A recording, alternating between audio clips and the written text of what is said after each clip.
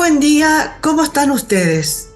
Ya me ven que Muy- estoy con un libro en la mano, Fugitivo en la Ruta Selknam y otros cuentos. Es el nuevo título escrito por Claudio Suárez, formado por 9 relatos, donde busca mostrar las diferentes caras de la masculinidad del siglo XXI. A través de las historias revela el cambio del rol del hombre tradicional, que ha sido reemplazado por una variedad de versiones de la masculinidad que abarcan todo el espectro posible. Conversaremos con el autor de este libro, don Claudio Suárez. ¿Cómo estás tú? Un gusto de saludarte. Buen día. Hola Miriam, buenos días. Muchas gracias por la invitación. Un gusto para mí también. Oye, Claudio, cuéntame, a ver, partamos primero un poco por lo más general. Cuéntanos un poquito de ti, para que la gente sepa quién eres. Soy, soy Claudio Suárez, me dediqué a la cirugía del cáncer pulmonar durante casi 40 años y en los últimos años gradualmente el interés por dedicarme a la literatura, a escribir, fue cada vez más intenso y hace un poquito más de un año decidí dejar la medicina y dedicarme exclusivamente a escribir. Publiqué un libro el año pasado, que es En el óvalo de luz, justamente, que es un libro que tuvo bastante buena crítica y que ahora se publica en México. De hecho, lo vamos a presentar en la FIL y después tengo una gira en México para irlo presentando en distintos lugares del Fondo de Cultura, etc. Es bastante interesante, con un tiraje como a la mexicana, un poco mayor que el tiraje de los que tenemos aquí habitualmente, sí. Oye, pero a ver, cuéntame cómo es eso que un médico cirujano de cáncer, se haya de repente decidió no más medicina y ahora me dedico solamente a escribir. Eh, ¿qué pasó contigo? ¿Por tu mente venía hace mucho rato esto? ¿Nació a última hora? ¿Fue una forma de escape por aquello de tener esa profesión tan dura? Yo creo que es mixto, que pues, he sido un lector profesional, diría, un lector intenso toda la vida, eso es como de formación familiar. Y el ejercicio de la medicina me permitía ir acumulando insumos que otras personas no tienen en esta colección de escenas, imágenes, porque uno conoce en esta enfermedad tan dura, uno conoce las caras íntimas de todo, lo que hay detrás de la primera máscara, de la segunda máscara, de la tercera máscara, o sea, lo que de verdad tiene la gente ahí. Y conoce lo de ellos y lo de sus familiares, y conoce los conflictos familiares que a veces están mejor camuflados cuando estamos en la vida social nomás. Entonces todo esto iba acumulando mucha información que yo iba guardando en cajitas. Y eso, además de mi vida personal, que también era intensa, entonces íbamos juntando muchas escenas. Y la pasión por intentar eh, eh, traducir esta escena guardada en algo escrito empezó a crecer como del año 2015. Eh, Compré un pedazo de una librería para hacer que mis nietos tuvieran un espacio como de grande de lectura infantil, y como por ahí como que volví a quedar metido en los libros y empecé a organizar unos viernes poéticos, y después de ahí una cosa cayó sobre la otra y caí en un taller literario en la biblioteca del GAM, y de ahí no salí más de los talleres literarios. Iba muy lanzado y llegó la pandemia. Entonces llegó la pandemia y al principio, cuando no había vacuna, los doctores mayores, el personal de salud mayor empezó a enfermar gravemente. Entonces el lugar donde yo trabajaba decidió que los que teníamos más de cierta edad, mejor nos quedáramos en la casa.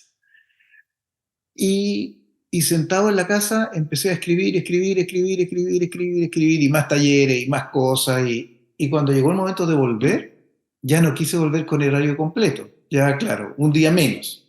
y después al otro año otro día menos. Entonces ya trabajar 3 días en cáncer de pulmón es un poco como escaso y la necesidad de seguir escribiendo era progresivamente mayor. Entonces tomamos la decisión y cerramos, así, violentamente. Un día dejé la medicina y al día siguiente lancé mi primer libro. Oye, pero a ver, tú lo que dices esto de ir guardando esas inspiraciones o historias, pequeñas anécdotas que ibas juntando detrás de cada una de estas máscaras, te sirvió mucho seguramente para este, ¿no es cierto? Sí, Eh, sí. pero no para el segundo, ¿o sí?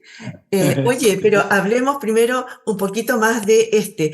Así que te vas a la FIL de México a Sí, presentar tanto este como este.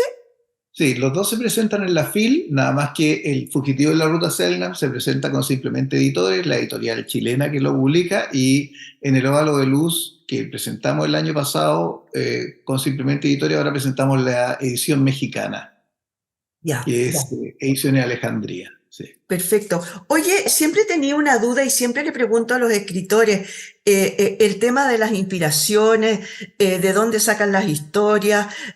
Tú ya algo nos contaste de ahí del tema de tu práctica en la medicina.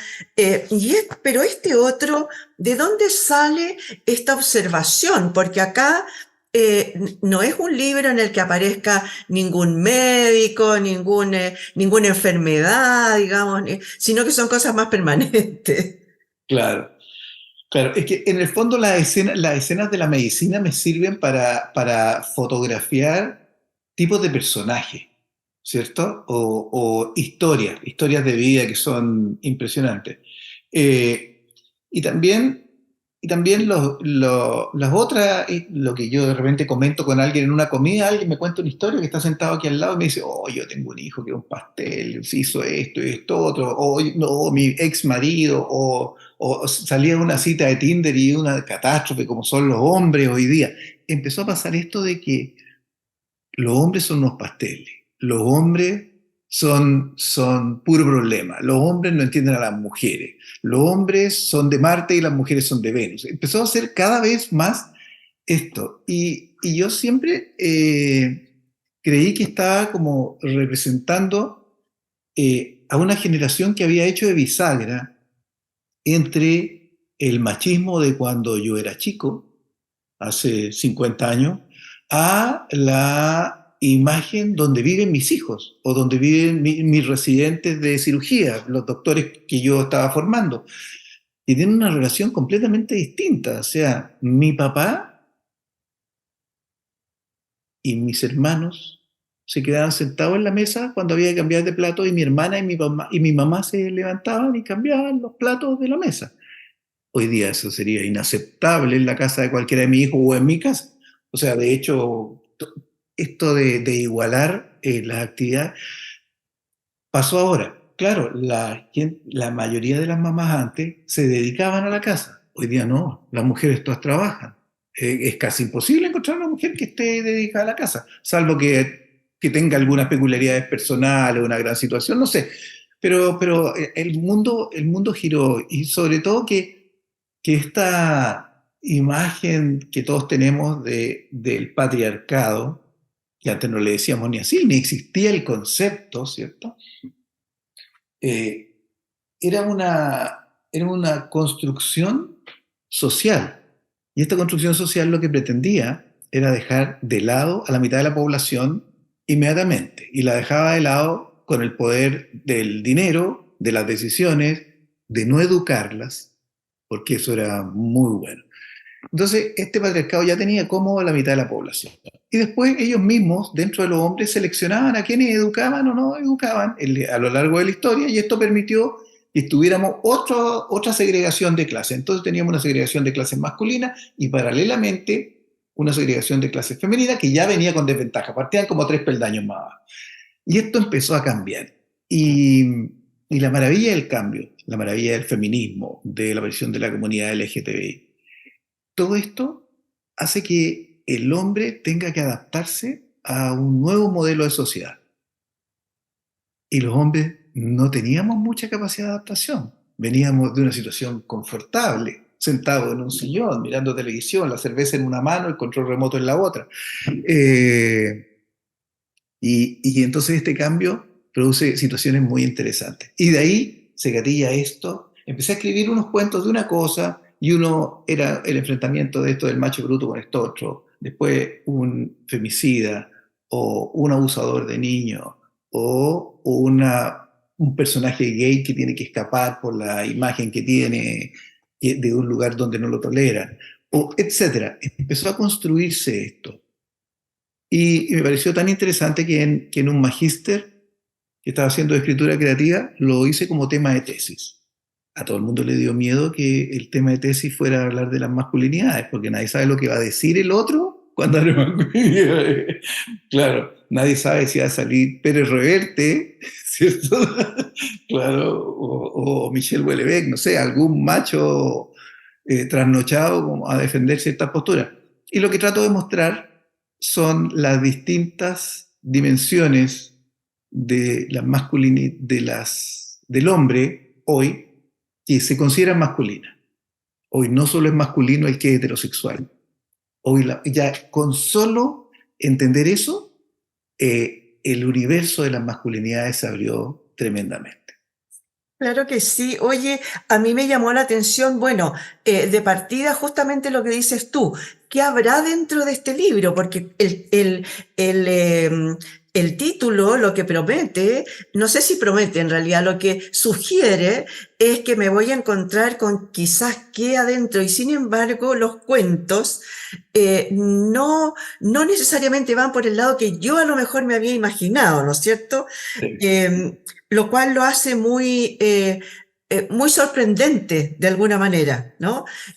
Yo creía encontrar, como dices tú, no sé, violencia intrafamiliar, no sé, el macho bruto, pero el macho bruto entre ellos, ¿no? Como Claro. pasa en el primer cuento, por ejemplo. No quiero contar mucho para que no sea como la pulga de cine de barrio, pero eh, a mí uno de los que más me llamó la atención por la narrativa que tiene es el cuento de, no me acuerdo cómo se llama, pero es el del tema de la droga. Ese me llamó poderosamente la atención porque es no sé, un relato que te lleva a cualquier parte en realidad y de repente te encuentras con la sorpresa de toda la imaginación que había ahí detrás. ¿Cómo lo hiciste? Porque no creo que te hayas drogado para hacer eso. Eh, este señor que se supone que trata con varias drogas entre medio y hay unos cambios de situación. Cuéntame cómo llegaste a eso, porque yo lo encuentro magistralmente bien escrito, Ah, muchas bien gracias, narrado. muchas gracias. Eh, Ese cuento tiene varias cosas. Uno tiene esto de ver que los doctores modernos tienen acceso a muchas cosas y que la juventud moderna tiene acceso a drogas habitualmente y que consideran que el consumo de una u otra sustancia no reviste ningún riesgo, ningún inconveniente, etcétera. Está bien, eso cree la juventud y no soy quien yo para discutirlo. Pero lo que hemos defendido los doctores durante mucho tiempo es que los peldaños son lo que produce el riesgo. Entonces, ciertas personalidades, cuando van cambiando de peldaño, pueden caer en, en estos riesgos. Y bueno, y la escena que parte de esto es que yo una vez me encontré un papel botado en el suelo con un número de Ya, teléfono. Yo me encontré un papel con un número de teléfono. Entonces, ¿a dónde podría llegar uno con un papel con un número de teléfono? Intencionalmente, porque esto permitía crear la confusión entre la escena del papel, la droga, intencionalmente crucé esto con un cuento de Cortázar. Cortázar nos hace vivir en ese cuento en dos universos paralelos y yo lo que intento es vivir en tres universos paralelos, ¿cierto? En el universo de la droga, en el universo de la realidad y en el universo de su sueño. Entonces, en esta confusión que intento generar, cuando uno está leyendo no tiene muy claro en qué universo está parado y se le desencadena la evidencia al final. Y tú ahí puedes decir, pucha, todo lo que leí era imaginado o de aquí para allá y cada uno lo va armando. Entonces, qué bueno que te gustó. Cuento que me costó mucho, mucho, mucho terminar de hacer redondito, porque siempre se me arrancaba por un lado. Oye, sí, lo encontré realmente bien. Se llama justamente El pedazo de papel. Yo lo busqué entre medio, ¿no? Que tú me conversabas. Eh, Realmente me llamó mucho la atención, como te digo, justamente por eso, porque uno no sabe para dónde va. De repente no sabe, estás ahí, estás allá, estás en un universo paralelo, o cuánto tiempo ha pasado, no sé. Yo creo que en realidad retrata súper bien lo que debe ser un viaje ¿cómo se llama? Drogado, de una persona drogada, ¿no? Como esa nebulosa en la que está. Oye, pero también en tu libro se llama El fugitivo en la ruta de Selknam. Y ahí, en ese cuento, que es el principal, hay una cierta crítica, no sé si velada, yo creo que bastante abierta, ¿no? Una cierta crítica hacia lo que pasó con ese pueblo. Cuéntame, tú has estado ahí, conociste algo, tuviste que investigar sobre el tema porque ya no hay habitantes de esa zona, ¿no? Sí, hace 2 años, 2 veranos atrás, me fui a Tierra del Fuego y lo recorrí. Y en realidad las esculturas gigantescas de algunos de los espíritus de la ceremonia de iniciación Selknam, que es el Jain, están puestas en el camino, en Tierra del Fuego. Muy bonito.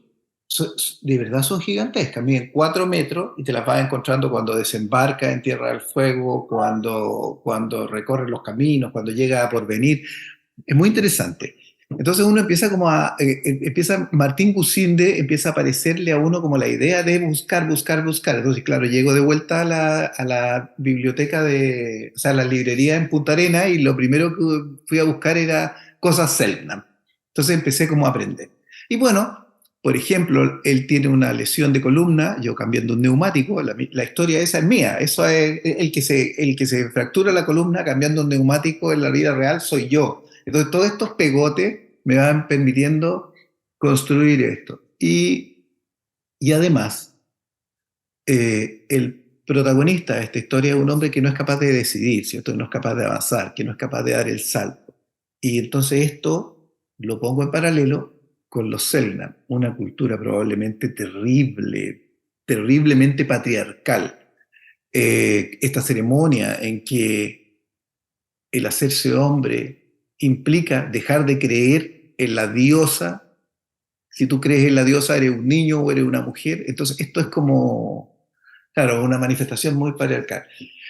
Y claro, y haciendo la crítica en paralelo de cómo los arrinconaron, los exterminaron, de cómo nuestra sociedad eh, no reconoce ese genocidio y hay calles en Punta Arenas que tienen el nombre de los mayores genocidas. Entonces, es como tratar de mostrar esas tres historias paralelamente.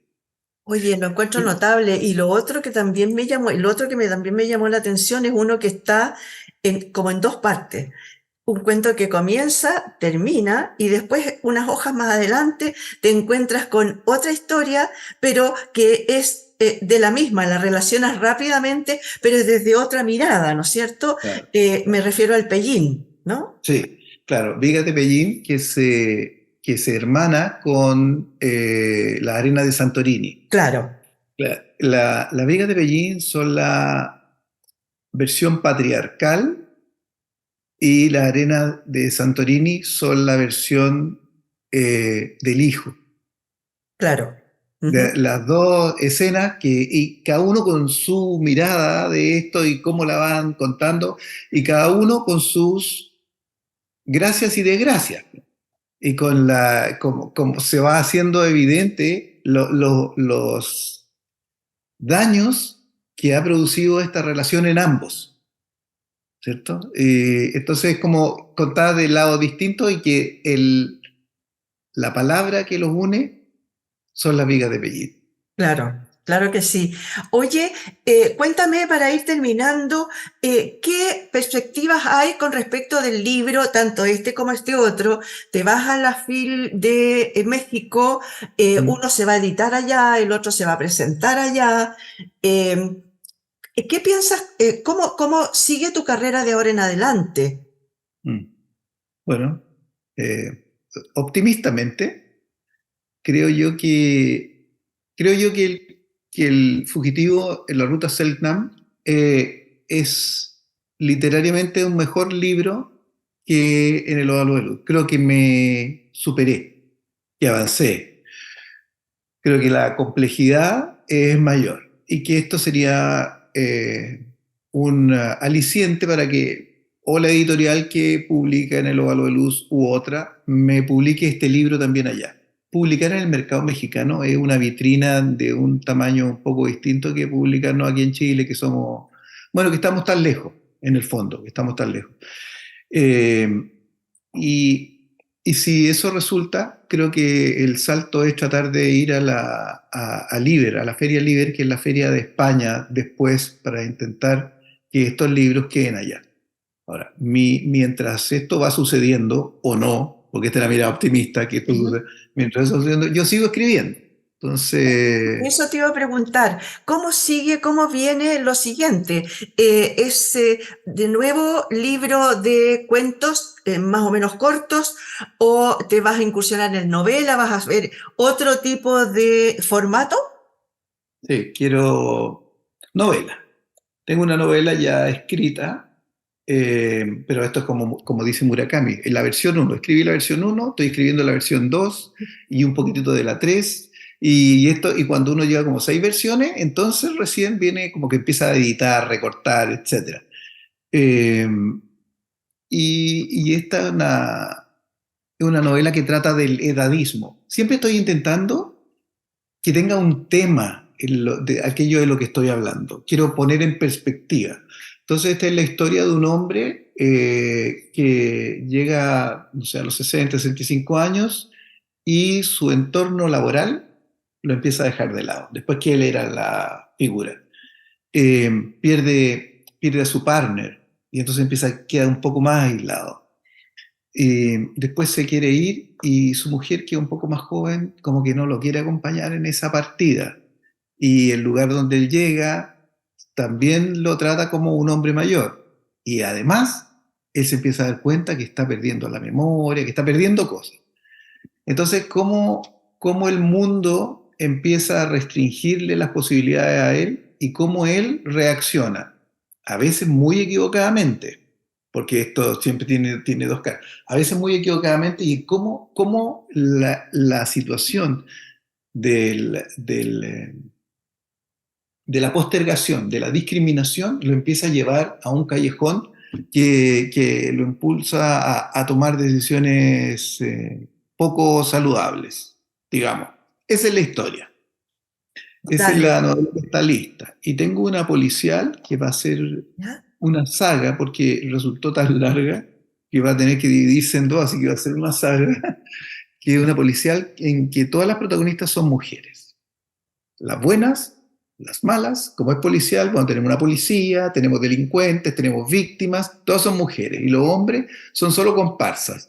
Son los personajes planos, los que solo sirven para rellenar los espacios, pero las protagonistas, los personajes interesantes son mujeres.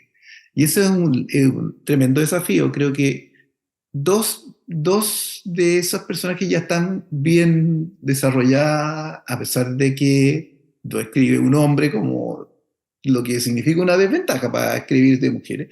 Pero creo que tengo dos personajes que están bien, que son personajes que ya están completamente trabajados. Pero faltan otros, entonces esa novela yo creo que va a tomar un poco más de tiempo. Pero pretendo el 24 lanzar la del edadismo, y que se va a llamar El kimono de seda, porque la voy a Mira, oye, cruzar. Es un tema además que está muy, muy presente hoy día, ¿no? Con aquello del envejecimiento de la población y el hecho de que de repente empecemos a tener muchas canas y de alguna manera haya un cierto rechazo. Uno sienta a lo mejor que ya no sirves, que el trabajo a lo mejor ya no lo encuentras a esas alturas, ¿no?